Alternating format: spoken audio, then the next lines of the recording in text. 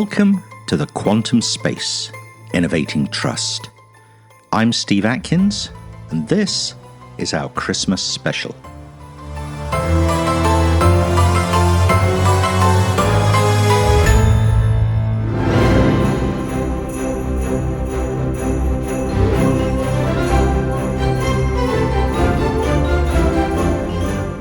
Every December, the world slips into a kind of ritualized slowdown.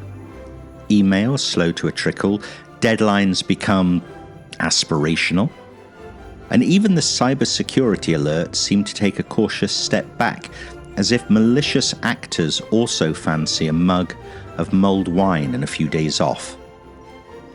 But beneath the surface, there's something we rarely think about, and it's this. Just how much Christmas relies on the invisible infrastructure of digital trust. Payments, logistics, identity checks, online shopping, cloud systems, everything is authenticated, encrypted, and verified. So today we ask a simple, slightly mischievous question.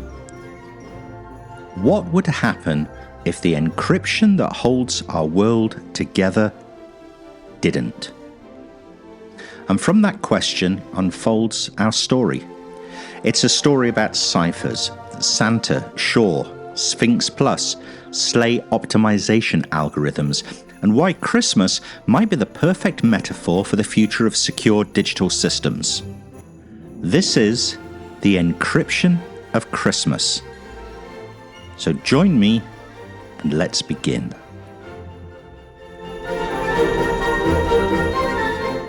Act 1. When Christmas went encrypted.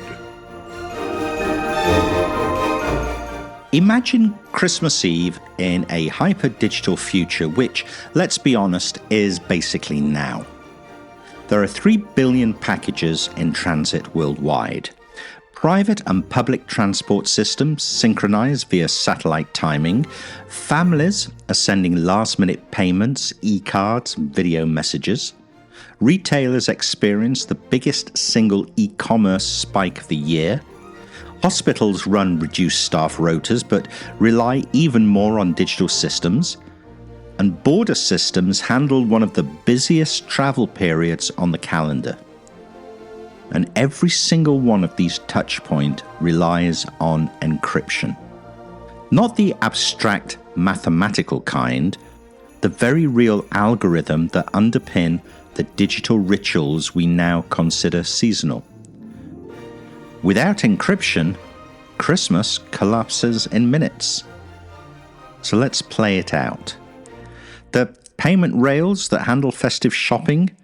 Every tap, swipe, or online checkout is a cryptographic handshake. Break the crypto, and it's open season. Logistics networks. You break those signatures and hashes, and suddenly the entire supply chain loses integrity. Millions of packages could be rerouted, modified, or simply disappear from tracking databases. Not maliciously even, just because the trust layer failed. Identity? Holiday airports become chaos the moment authentication fails. Medical systems? You don't want ICU machines or medication protocols relying on unverifiable data. And because we're doing this Christmas style, imagine Santa's entire operation. Naughty or nice lists must be hashed. Delivery pass must be authenticated. Reindeer GPS must be resistant to spoofing. So let's put it plainly. If encryption goes, Christmas goes with it. The season of giving requires trust more than any other time of the year, and trust requires cryptography. Which brings us to the first visitor in our seasonal tale. Act 2. The Ghost of Cryptography Past.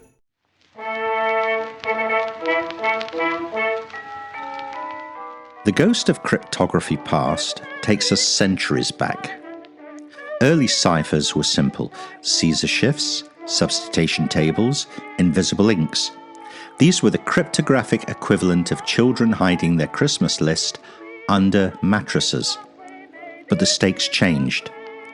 By the 16th century, European courts used complex polyalphabetic ciphers, and by the 18th century, coded diplomatic letters were central to geopolitics. But the seismic leap arrived in 1918, the invention of the rotor machine, eventually becoming the infamous Enigma. Suddenly, encryption wasn't about hiding a message, it became structural to warfare. And then, in the 1970s, the birth of modern asymmetric cryptography, the RSA algorithm, the Diffie-Hellman key exchange, and later, elliptic curves. These weren't just new tools, they changed the entire architecture of digital communication. No more secret keys delivered by hand, public keys allowed global electronic commerce to become possible. Every time you buy a gift online, video call a relative, or check into a hotel, you're using the mathematical descendant of RSA and ECC. These algorithms have served us well, and they've kept Christmas safe for decades. But the ghost of cryptography past always whispers a warning. Every cryptographic system in history has eventually been broken or replaced. Entropy decays, computing power accelerates, and attackers evolve. And something is coming that threatens to turn our trusted cryptography into decorative holiday tinsel. Fragile, outdated, and easily torn. Let's bring in our next guest. Let's meet the Grinch. Act 3. The Grinch Who Stole RSA. If the ghost of cryptography past was a reassuring figure, the kindly old spirit showing us how we got here, then the presence standing in front of us now is something altogether different. Taller, sharper, made of angles rather than curves. A presence that doesn't walk so much as distort the air around it. This is the Grinch of our story, the quantum threat. And unlike the one in Whoville, this one isn't irritated by singing, it's irritated by mathematics. To understand why this visitor is so dangerous, we need to begin with a simple truth. The cryptographic systems that secure our world are not immortal. They were never meant to be. RSA, ECC, and the countless protocols built upon them were always living on borrowed time. Time borrowed from the limitations of classical computers. Their safety didn't come from inherent unbreakability. It came from the fact that factoring a 2048-bit number or solving the discrete logarithm problem on an elliptic curve would take longer than the age of the universe. But the quantum visitor changes the timeline entirely. Schul's algorithm, the mathematical heart of the threat, does something almost indecent. It reaches into the protective shell of modern cryptography and finds the seams. The problems that classical computers found impossibly hard suddenly become solvable when quantum mechanics get involved. RSA security melts, elliptic curves collapse. The assumption we've spent 40 years building infrastructure around evaporates. And here's the uncomfortable twist. Quantum computers don't even need to be fully operational at scale for the threat to materialize. Attackers can record encrypted communication today, emails, financial transactions, government data, intellectual property, and simply wait. This tactic has a name. Harvest now, decrypt later. It's happening right now, at global scale, quietly and methodically. Somewhere in a data center owned by a nation state or an adversarial group, your perfectly encrypted Christmas message or your business contracts may already be stored in a vault, waiting for the day Shaw steps into the room with enough qubits to open them like presents. So let's imagine for a moment what happens when that day arrives. Well, payment networks that depend on ECC to authenticate transactions instantly lose integrity. Public key infrastructure, the backbone of trust in web browsers, banking digital identity, can no longer provide anything. Digital signatures become worthless, counterfeit, or even ambiguous. Software updates can be forged, firmware can be modified. Blockchain wallets could be drained not because someone guessed a key, but because the entire cryptographic scheme beneath them collapsed. And the vast constellation of Internet of Things devices, smart meters, industrial control systems, medical implants, all of which rely on lightweight, classic cryptography, suddenly become vulnerable in ways that are difficult to even conceptualize. This isn't a small crack in the ice. It's the entire lake giving way. And if you want a seasonal metaphor, imagine waking up on Christmas morning to find your bank's authentication system has been spoofed. Your smart home can no longer verify manufacturer instructions, your medical devices are unsure of their firmware, and the global supply chain is operating on signatures that no longer mean anything. It doesn't take a supervillain stroking a quantum cat to cause chaos, just mathematics doing what mathematics does best. But what truly shifts this from a technical challenge to a historical turning point is the timeline. Quantum capability is accelerating. Research milestones are being hit faster than expected, and billions are being poured into solving error correction, scaling qubit counts, and stabilizing quantum systems. Every year, the gap between theoretical threat and practical capability narrows. Unlike all good Christmas villains, the threat doesn't announce itself politely. It doesn't wait until the tree is decorated and the stockings are hung. It lurks. It calculates. It bides its time. But, as with all villains, it has one fatal flaw. It can be prepared for. Because while the Grinch of our story may be capable of stealing RSA and ECC and classical PKI and blockchain signatures, it cannot steal innovation. And it cannot steal readiness. And it cannot outpace a world that decides collectively to upgrade the foundations of its digital trust before the threat becomes existential. Which takes us to the next part of our journey, and perhaps the most hopeful one. Because beyond this looming quantum shadow lies a workshop filled with new tools, new approaches, and new mathematical guardians ready to take the stage. And fittingly for this time of year, it looks a bit like Santa's, which brings us to the workshop. Act 4. Santa's Post-Quantum Workshop. Welcome to Santa's Workshop, though not the one with the wooden trains, brass bells, and slightly overworked elves. No, the modern version looks remarkably like a cryptography research lab.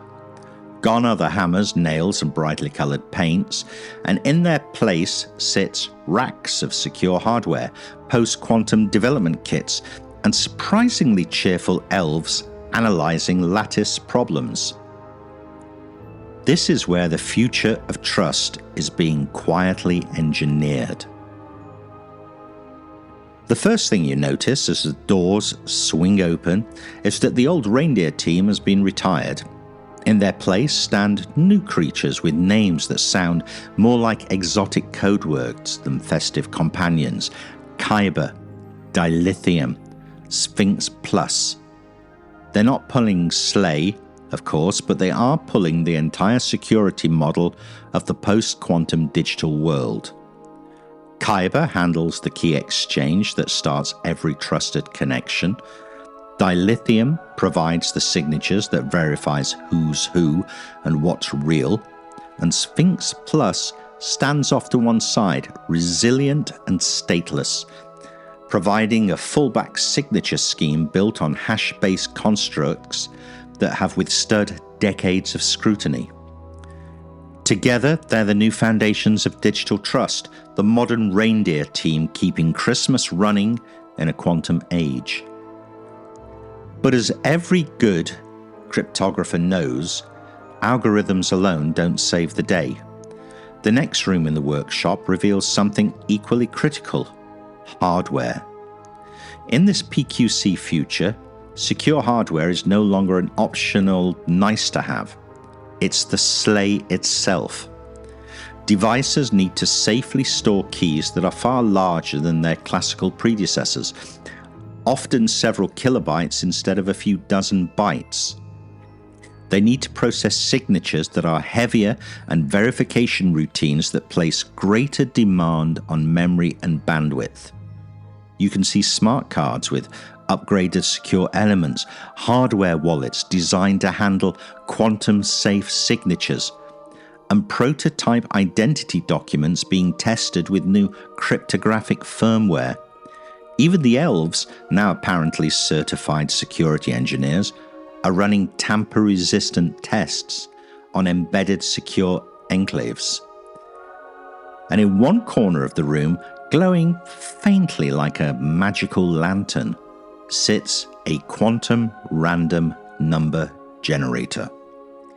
For decades, randomness has been the unsung hero of cryptography, that quiet ingredient that makes everything else possible. But standard pseudo-random generators, which rely on deterministic processes, cannot offer the same level of assurance in a world where attackers might simulate or predict classical entropy sources. That's why this little device matters so much. It generates randomness from physical quantum events, completely unpredictable, even in principle. If you think of cryptography as a wrapping paper around our digital gifts, then true randomness is the tape that stops it unraveling. Without it, the entire thing falls apart. Yet the workshop, with all its shiny innovations and cheerful optimism, there's a section at the back where the elves look slightly more stressed. This is where the migration challenge lives. The work no one wants to talk about at parties, Christmas or otherwise. Moving from classical to post-quantum cryptography is a monumental undertaking. Keys are much larger, signatures grow in size, firmware on millions of devices must be updated, some of which was never designed with long-term upgradability in mind. Certificate chains have to be rebuilt, network protocols must be redesigned, cross-border interoperability must be negotiated. And then there's the sheer logistical nightmare of ensuring that everything, from cloud servers to smart doorbells, can handle these heavier cryptographic operations without grinding to a halt.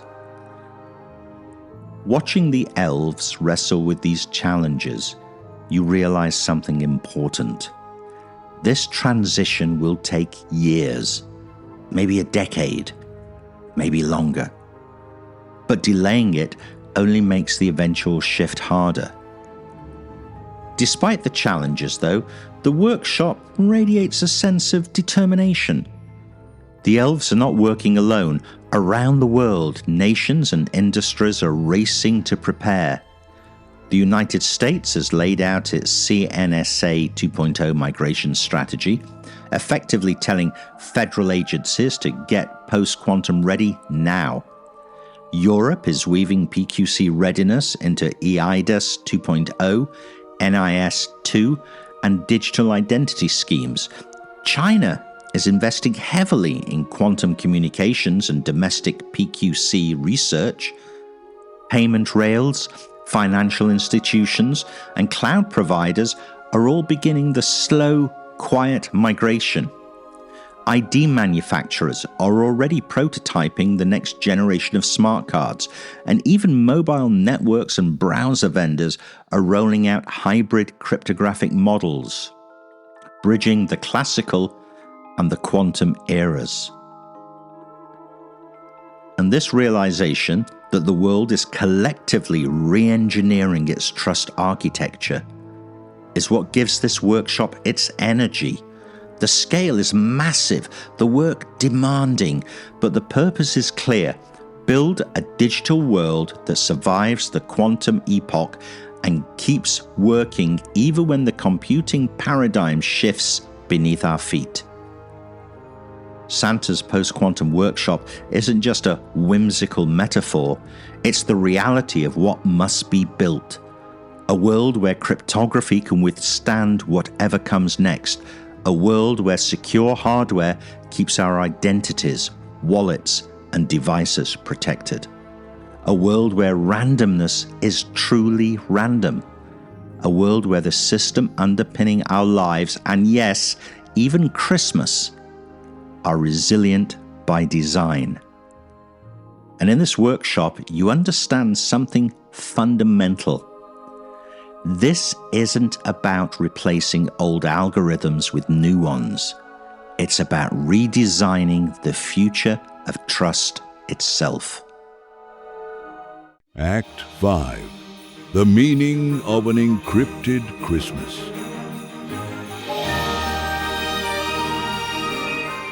As the workshop doors close behind us, we step back into the quiet of a winter night.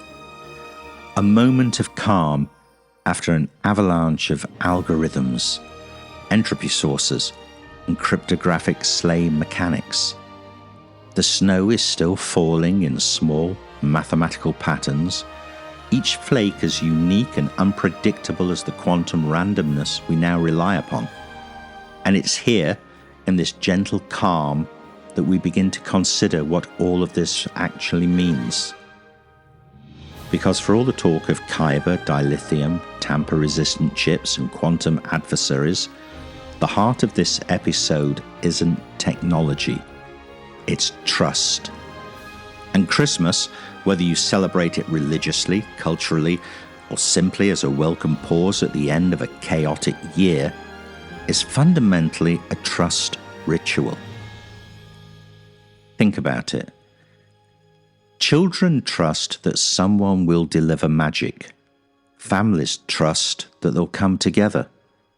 Communities trust that the season will bring a moment of connection in an otherwise fragmented world. And even the act of giving a present requires trust. Trust that the recipient will appreciate it. Trust that the gesture will land. Trust that the moment will matter. At its core, Christmas works because people behave the way we hope they will. And the digital world works for exactly the same reason. Cryptography is simply our way of formalizing that trust. Where human intuition fails, mathematics step in.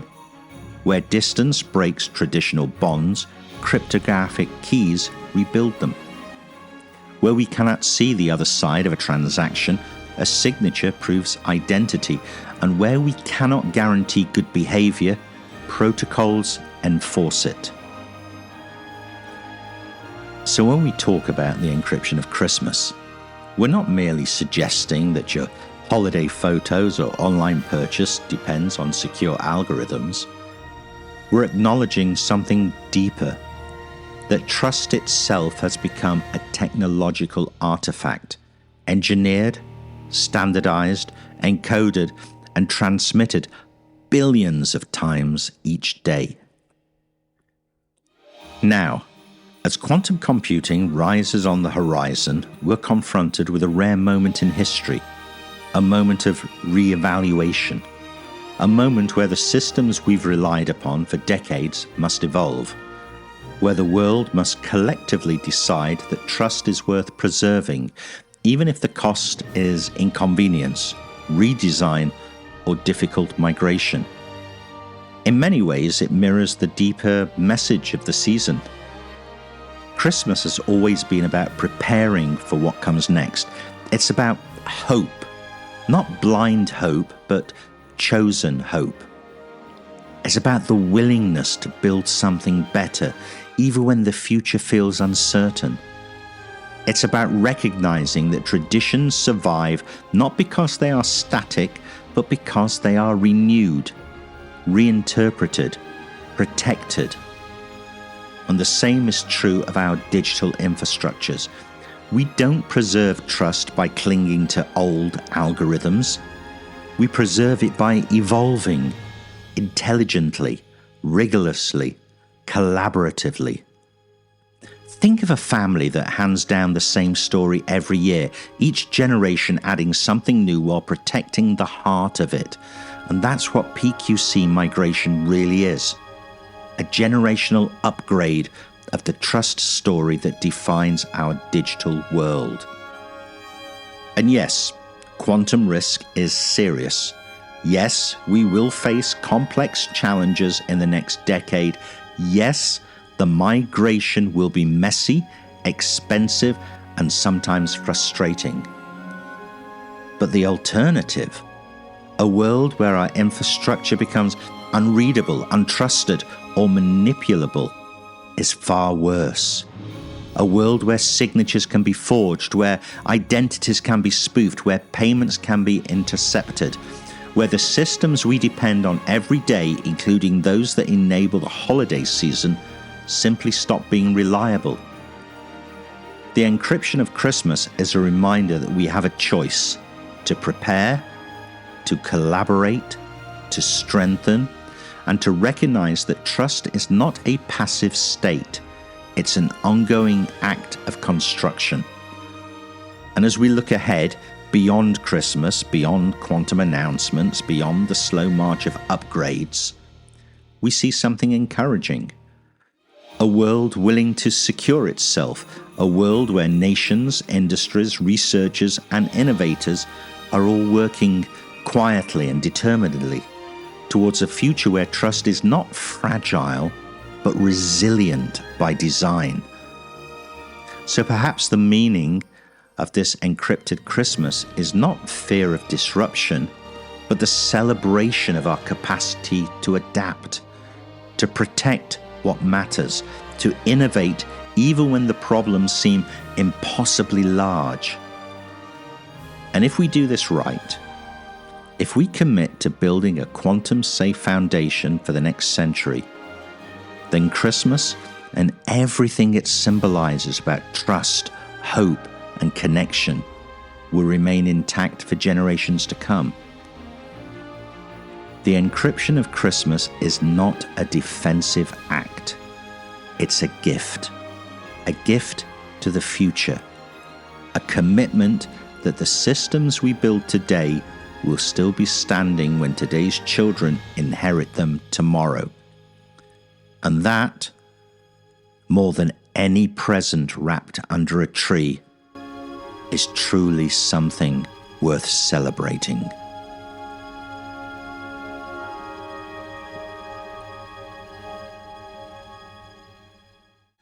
That's it for this year's broadcast from the Quantum Space Innovating Trust. We're taking a well-earned seasonal break and we'll be back in late January with Season 2. Next season, alongside our deep dives into security, quantum, AI, and identity, we'll be opening the door to a series of interviews and conversations with some very special guests. Until then, I'm Steve Atkins, wishing you a safe, secure, and wonderfully encrypted Christmas. See you in the new year.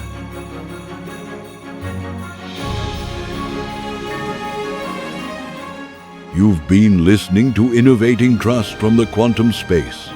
If you want to explore more on quantum-safe cryptography, identity, or the future of secure hardware, you'll find articles and white papers at thequantumspace.org. Ho, ho, ho, and Merry Christmas.